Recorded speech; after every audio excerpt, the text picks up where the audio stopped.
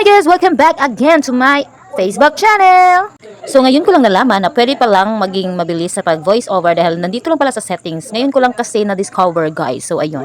Thank you pala sa palaging sumusuporta sa akin, palaging nanonood sa aking vlog, kahit ako nga ay palaging kumakain at hindi kayo makapagsalo sa akin. Ano bang tawag doon? Hindi ako makapag-share sa inyo ng pagkain dahil sa tingin-tingin lang daw kayo. Meron kasi nagsabi. Okay, kaya pasensya na.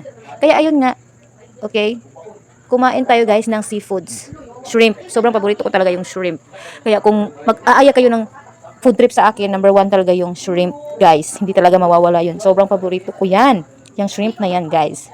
Tingnan nyo, hindi ako nagra-rice kasi inuuna ko muna yung shrimp.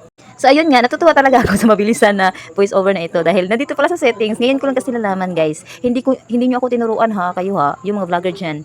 Hindi nyo tinuturo sa akin na pwede palang maging mabilis yung voice over kasi ako, sobrang hina ko talaga magsalita ng Tagalog, guys. Alam nyo yun. At yung iba nga sinasabi, ang OA ko daw mag-Tagalog. Okay lang yun. Ang importante, meron tayong earnings, di ba? Kapag may basher, may earnings. Kaya ayun, please be careful. Dahil kapag the more kayo mag-bash, the more earnings to come. Okay?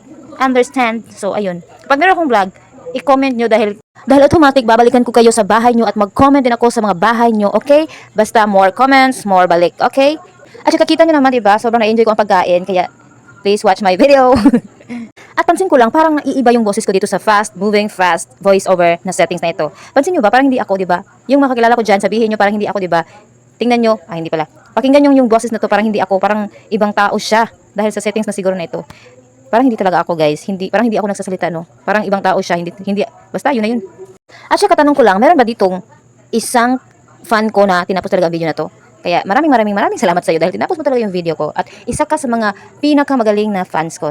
At syempre, sana ay magpatuloy ka sa pag-watch ng aking video. See you on my next vlog. Thank you for watching, guys. See you!